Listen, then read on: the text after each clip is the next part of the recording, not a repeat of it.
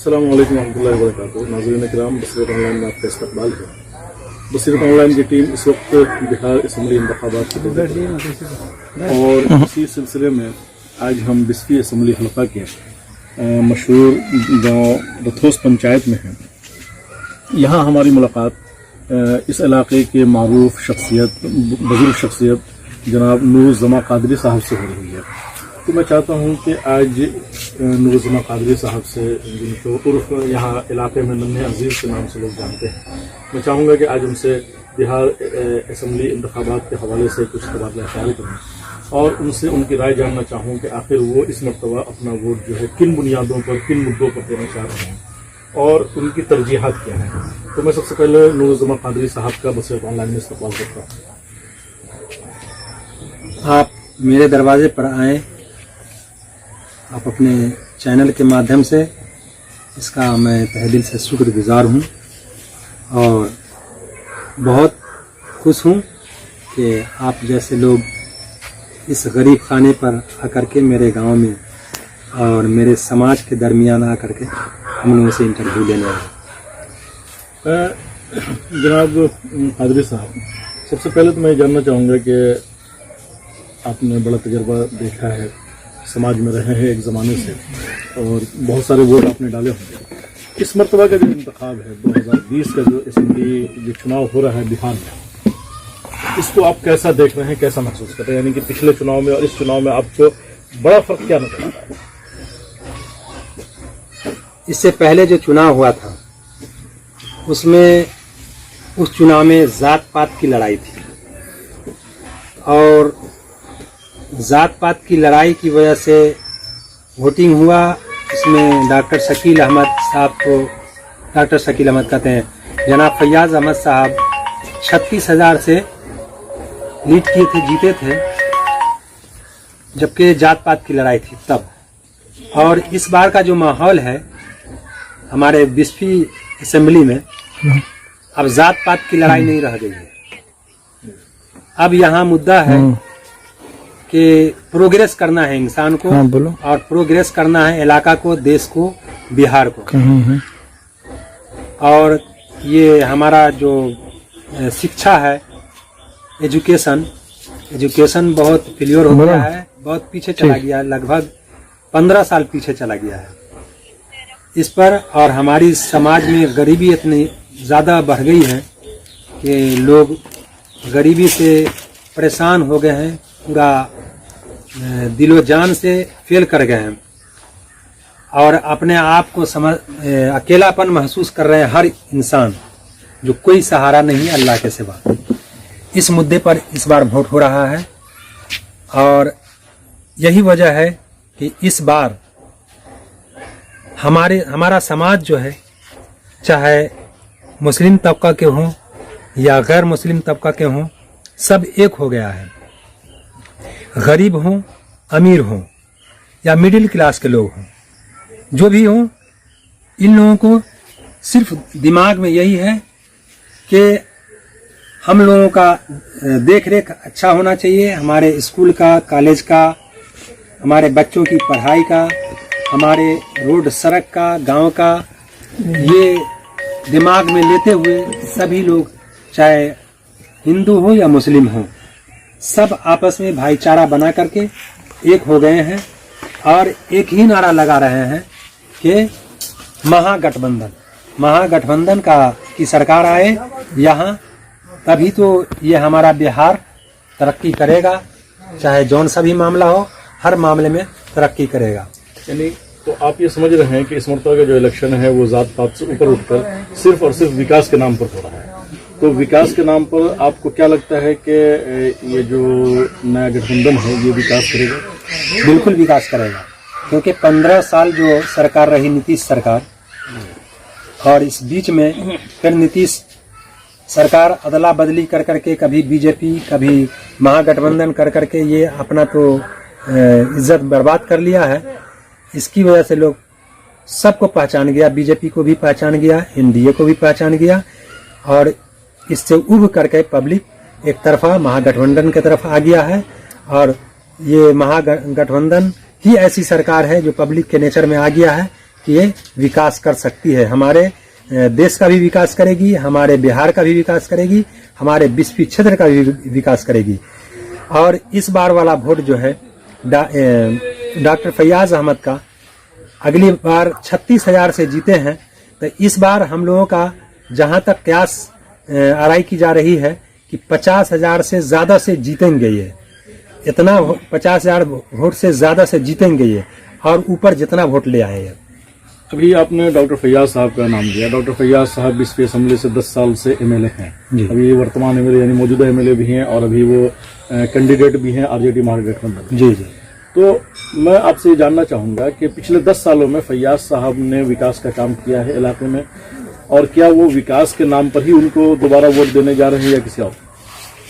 आप अगर इलाकाई होंगे, बिस्फी क्षेत्र के आदमी होंगे, तो 100% आपको मालूम होगा, कहने की बात नहीं है। लेकिन जो बाहर के आदमी हैं जिनको मालूम नहीं है, उनके लिए मैं बता रहा हूं कि फैयाज साहब से बढ़िया जो अभी मौजूदा दौर चल रहा है, उससे बेहतर एमएलए कोई हुआ ही नहीं है बिस्फी में।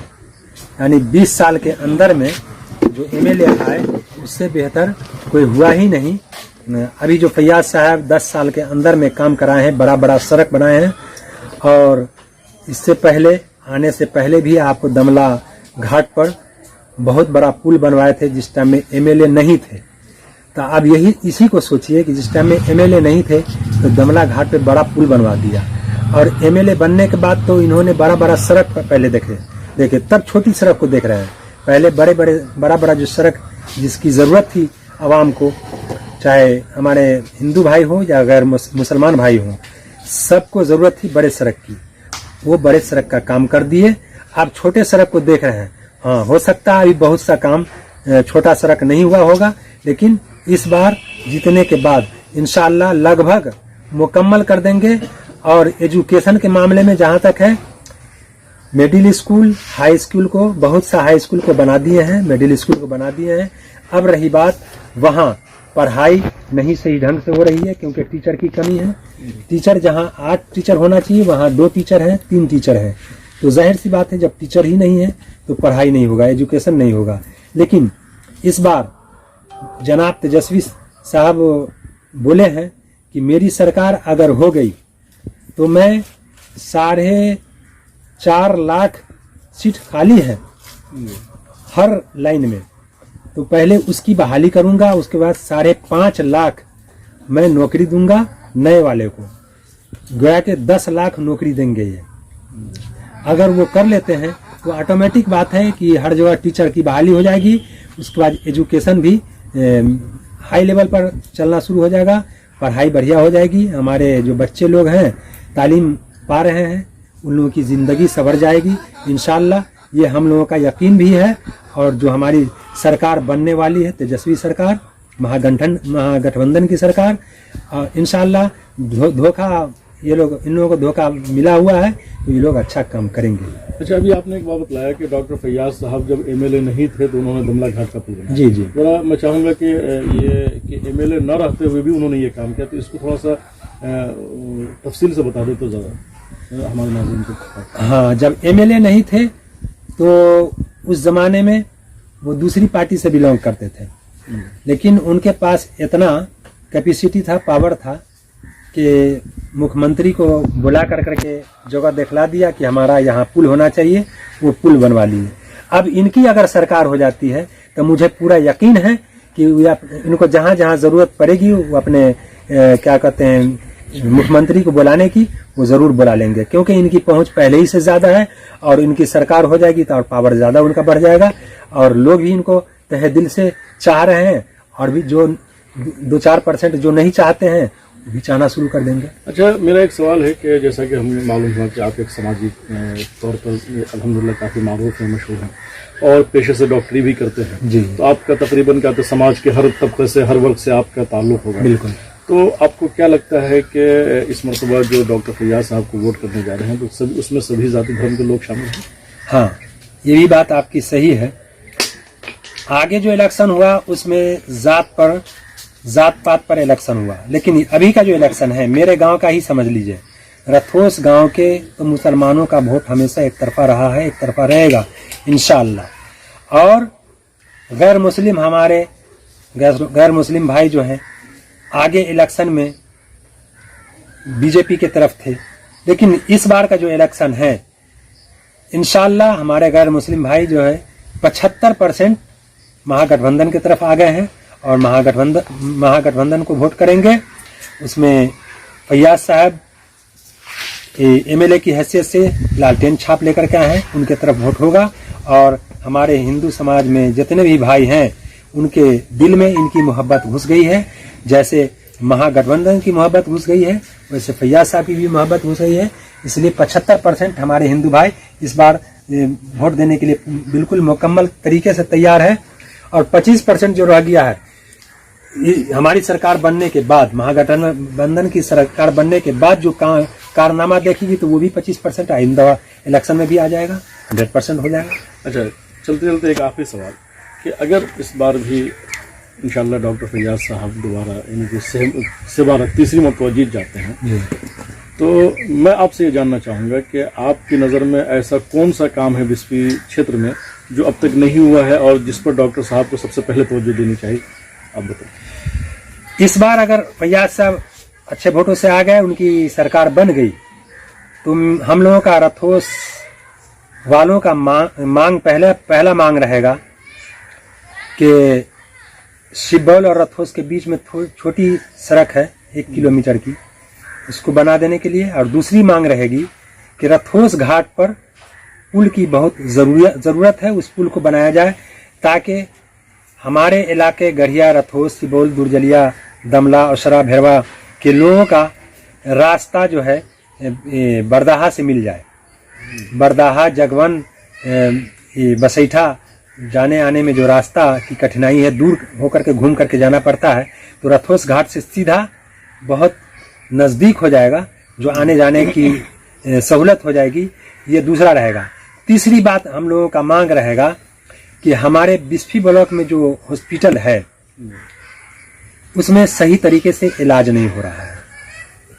हमारे गठबंधन की जब सरकार होगी तो हम फैयाज साहब से हम लोगों का पूरा तरीके से मांग रहेगा, हमारे इलाके वालों का खास करके मेरा पहला मांग रहेगा कि बिस्फी ब्लॉक में जो हॉस्पिटल है, पुराना हॉस्पिटल है, उसको सही तरीके से बनाया जाए।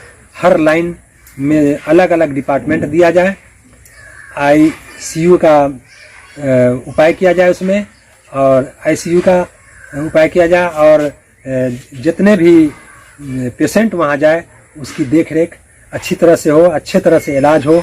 हर लाइन का, हर डिपार्टमेंट का डॉक्टर उसमें हो, जो बच्चे से का भी इलाज अच्छी तरह से हो, बूढ़े का भी हो, जवान का भी हो। हमारे गैर मुस्लिम का भी इलाज उसमें बढ़िया हो, हमारे मुस्लिम भाई का भी इलाज बढ़िया हो। कोई भाई हमारा शिकायत न कर पाए, उसमें जात पात नहीं होना चाहिए। यही हमारा मांग रहेगा। नाज़रीन किराम, ये थे इस इलाके की मारूफ समाजी शख्सियत जनाब नूरुज़्ज़मा कादरी साहब उर्फ नन्हे अजीज़। ये डॉक्टर फैयाज साहब के बारे में पूरी उम्मीद है और तेजस्वी सरकार के बारे में तो इनकी मांग भी ये है कि डॉक्टर फैयाज साहब अगर जीत कर आते हैं तो पहले हॉस्पिटल पर तवज्जो दें और जो कुछ चीज़ों का इन्होंने तज़किरा किया। नाज़रीन किराम, आप हमारे साथ जुड़े रहें, इंशाअल्लाह जल्द मुलाकात होगी। अस्सलाम वालेकुम।